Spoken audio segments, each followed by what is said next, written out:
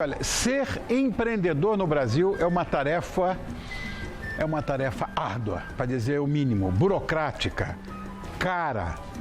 E ser empregado também não é fácil, não. Ainda mais porque vivemos numa legislação da década de 40.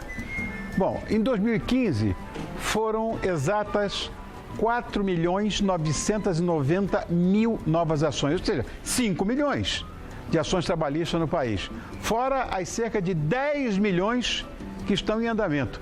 Isso só mostra uma verdadeira guerra entre empregados e empregadores, que é patrocinada pela hostilidade com a qual o Estado brasileiro trata os empregadores. Nós vamos entender mais sobre o assunto que vai nos inteirar agora, sobre o tema que é esse juiz federal do trabalho, que foi juiz corregedor nacional de justiça e autor do livro Trabalhista. E agora? Onde as empresas mais erram? Que é o doutor Marlos Melek. Boa noite, prazer em revê-lo. Há quanto tempo que a gente não se vê? Décadas. Décadas, tá Que bom, alegria. querido? Minha, tudo bom? Prazer em vê-lo. Tudo bem, obrigado. Tá na sua casa. Muito obrigado. Deixa eu ver. É isso aqui. Esse tá autografado. Obrigado. Pode sentar, querido. Fique em casa. Ó, olha lá ele lá. Ó, já tá ali. Olha lá. É muito. Olha, essa pauta nós estamos namorando já tem bastante tempo. E de repente vai dar tudo certo agora. Imagina quando eu recebi seu telefonema, te contei, né? A minha arrumadeira chegou e disse: Seu Rony, um juiz federal de Curitiba quer falar com o senhor. Disse, mas eu não fiz nada. Era da República de Curitiba. Curitiba, né? Bom, tem um jargão que os empresários costumam dizer, que é o seguinte: se eles dizem que se você quiser cumprir 100% a legislação trabalhista, corre o risco de não sobreviver no mercado. Por que esse pensamento? Olha, Rony, nas palestras que eu tenho dado em todo o país, tem sido uma experiência fantástica ouvir as pessoas de perto, sair do gabinete, ouvir o empresário, ouvir o trabalhador. Comecei a trabalhar muito cedo, com 14 anos de idade, com 20 abri uma empresa, depois vendi para um grande grupo e digo para você hoje que ter uma empresa é igual lancha, uma alegria quando compra, outra quando vende. Exatamente. Tá? Exatamente. Então, eu lhe digo que quem cumpre toda a legislação trabalhista, quem cumpre toda a legislação administrativa, que num ano o Corpo de Bombeiros manda pintar o corrimão de vermelho, no outro manda pintar de amarelo, quem cumpre toda a legislação do consumidor, quem cumpre toda a legislação tributária, que é uma insanidade nesse país. Absurdo. Essa empresa não consegue sobreviver no mercado. Tá? O próprio ministro Ives Gandra, que escreve a apresentação no meu livro, que me deu essa honra, ele coloca que nós pagamos impostos de países escandinavos para termos de volta serviços públicos de países africanos. Então, o empresário, o empreendedor brasileiro, ele é maltratado pelo governo, ele é maltratado pelo Estado brasileiro. Ele é tratado, como você bem colocou, e eu tenho dito isso, não só no meu livro, mas por onde eu passo, com muita hostilidade. Eu que já fui empregado, já conheci as agruras, as limitações de ser empregado, começando a trabalhar muito cedo, mas já conheci também os desafios de um empreendedor, de um empresário, cujos desafios começam antes de levantar as portas, logo cedo da própria empresa. Eu posso lhe assegurar, o Estado brasileiro trata o empreendedor com um profundo grau de hostilidade. Olha, eu sei que a lei trabalhista brasileira é um entrave para o empreendedorismo. Isso não tem dúvida. Mas eu quero ouvir da sua boca essa história, porque eu tenho um filho que mora nos Estados Unidos. E outro dia eu estava conversando lá com ele, batendo papo, no começo desse ano, em janeiro, com um amigo dele que é americano. E ele é empresário lá. E começou a ter alguns negócios com o Brasil e desistiu. Ele disse: olha, você mora num lugar onde quem dá emprego é penalizado. Exato.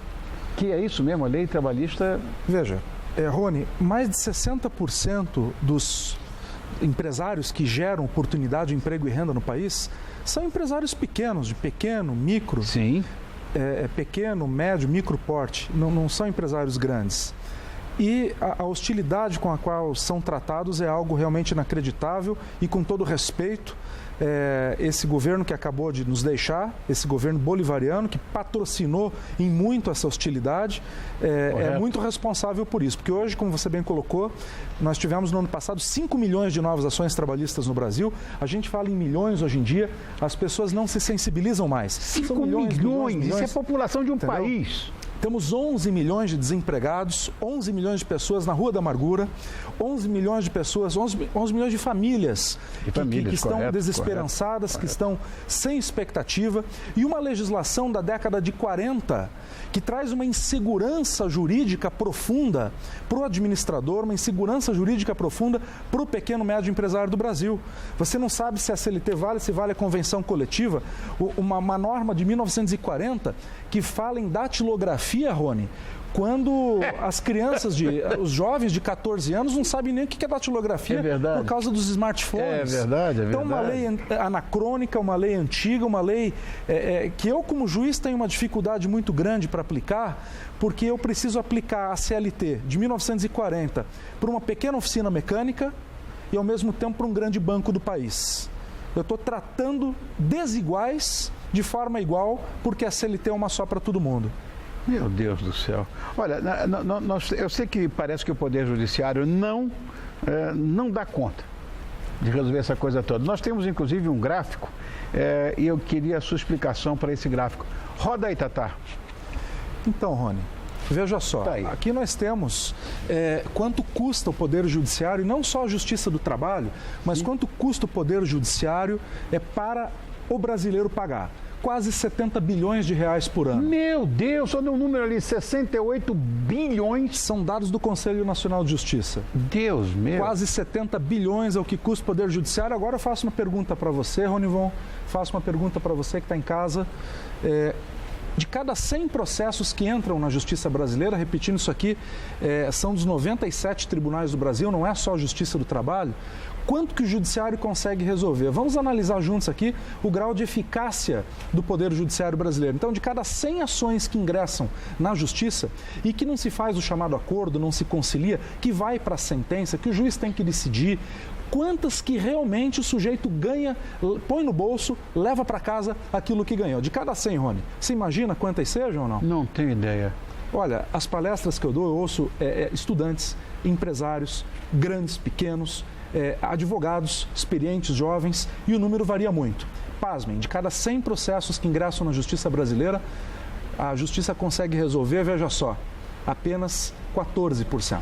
Gente, o que é isso? 14%. O resto fica numa coisa chamada taxa de congestionamento. Olha ali em cima, aquela linha verde, né? Tá vendo? Tá vendo? Aqui em São Paulo faltou água, inventaram um nome bacana, crise hídrica. Sim. Na Justiça a gente também inventou um nome bacana para processo enrolado, para processo insolúvel, processo que você não consegue cobrar, é taxa de congestionamento.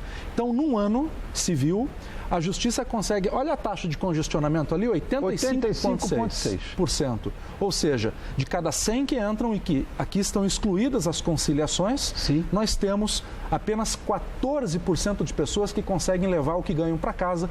Está aí também a importância da conciliação, porque a Justiça brasileira, por inúmeros fatores, não consegue dar conta do recado. Os juízes têm trabalhado muito, você falou que dorme 5 horas por dia, eu também, eu faço sentenças até de madrugada, os colegas do Brasil inteiro, mas são tantos os fatores que contribuem para esse número de ineficácia que, se fosse para falar, a gente ia ficar aqui até amanhecer o dia. Agora, é verdade que a Justiça agora aceita as redes sociais? Eu não sabia disso.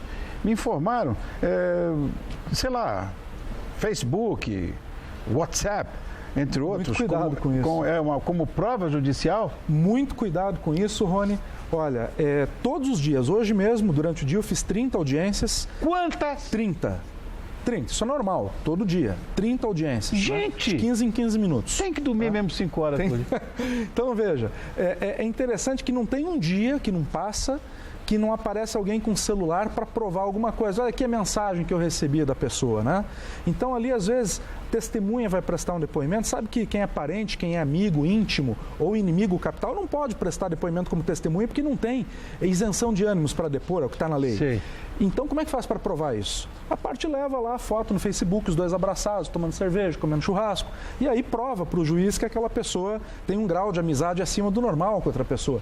Ou também, o sujeito, olha, nunca trabalhei meia-noite, mas está lá a ordem do chefe no WhatsApp mandando ir buscar um produto meia-noite na empresa. Quer dizer, então, o tal do WhatsApp, o tal do Facebook, ele está servindo como prova judicial, não só na Justiça do Trabalho, mas na vara de família, no acidente de trânsito, no juizado especial, na vara civil, no contrato, tudo, tá? Então, tá valendo. Inacreditável. Tomar cuidado com isso. Meu Deus do céu. Bom, em tempos de crise, eu sei que as empresas tentam baixar salários, essa coisa para não dispensar.